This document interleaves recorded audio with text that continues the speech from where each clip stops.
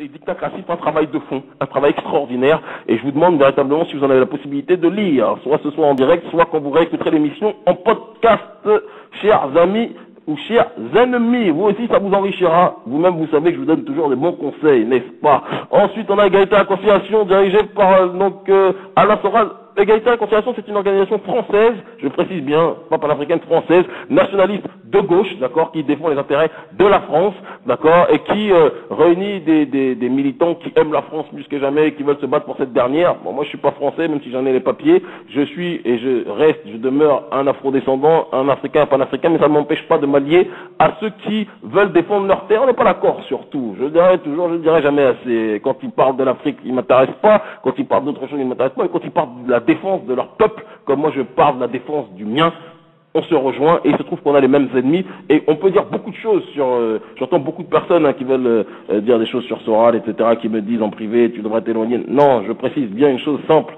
c'est que Soral a une démarche, lui et moi on a une démarche de sincérité. On a une démarche qui nous pousse à être droit l'un envers l'autre. On n'est pas d'accord sur tout, on l'a déjà dit, mais on a le même ennemi et surtout on prend des coups.